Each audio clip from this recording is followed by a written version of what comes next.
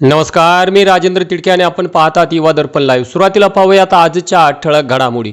महापालिका निवडणूक रणसंग्राम, उमेदवारांचे भविष्य ईव्हीएम मध्ये कैद, उद्या होणार मतमोजणी। महापालिकांचे मतदान सुरू असतानाच अजित पवारांनी फोडला जिल्हा परिषद निवडणुकींचा नारळ।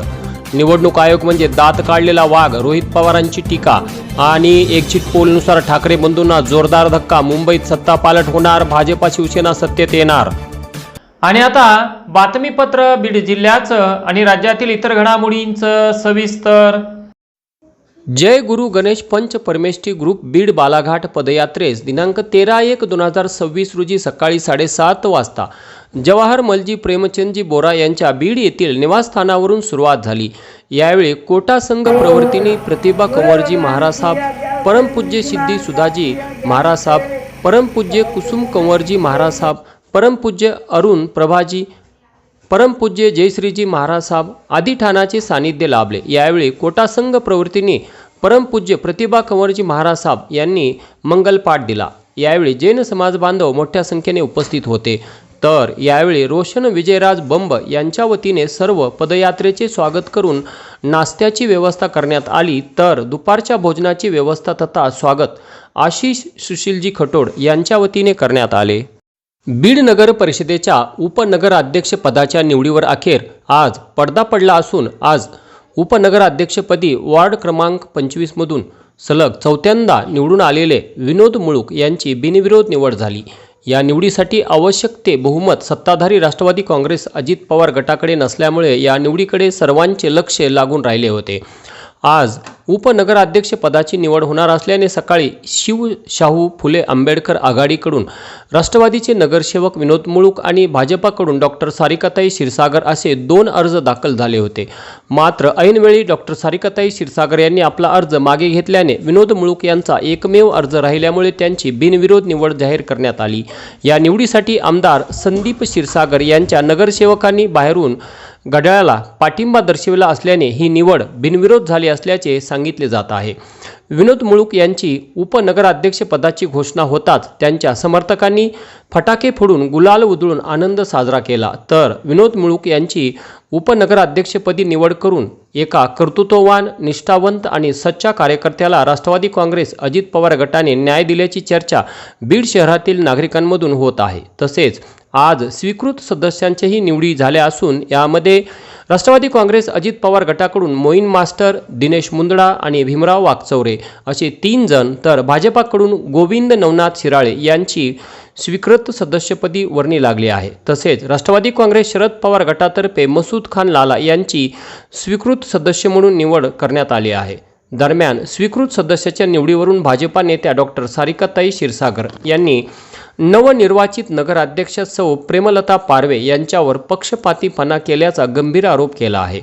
भाजपाने 15 नगरसेवक संख्याबळावर 2 स्वीकृत सदस्यांचे अर्ज भरले होते, परंतु त्यापैकी 1 अर्ज नाकारण्यात आला आणि 1च मंजूर करण्यात आला।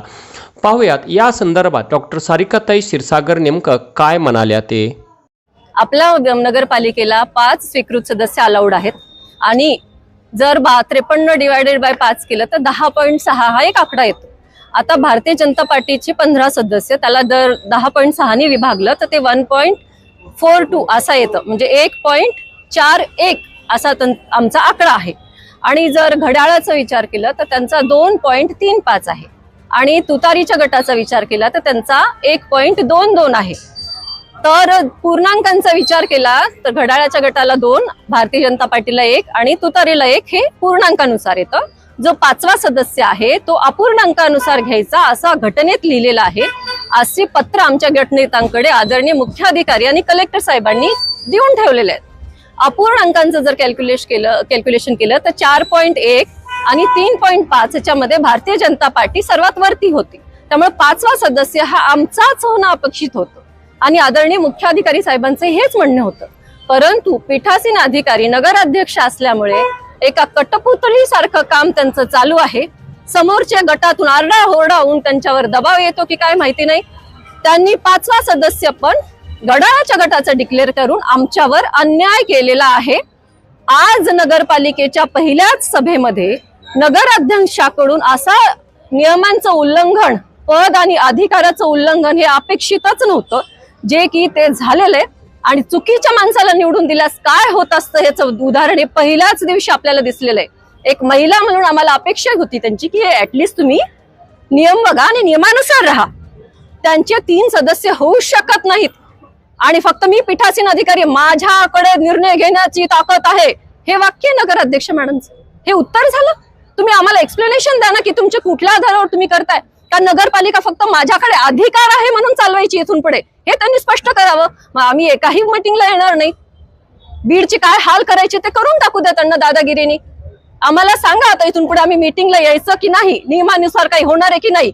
मी नियम पायदळी तुडू शकते, मला अधिकार आहेत, अशा टोनमध्ये नगराध्यक्ष मॅडम बोलल्यात आणि हे अतिशय चुकीचं आहे.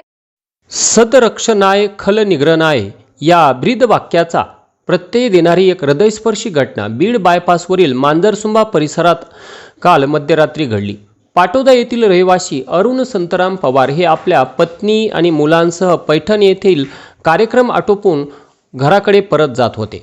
रात्री 1 ते 1:15च्या सुमारास बीड बायपास मार्गे मांजरसुंबा जवळ येत असताना अचानक त्यांची कार बंद पडली. निर्जन रस्ता आणि मध्यरात्रीची वेळ असल्याने पवार कुटुंब हे प्रचंड घाबरून गेले होते. सुरक्षिततेच्या कारणास्तव त्यांनी गाडीतच राहणे पसंत केले.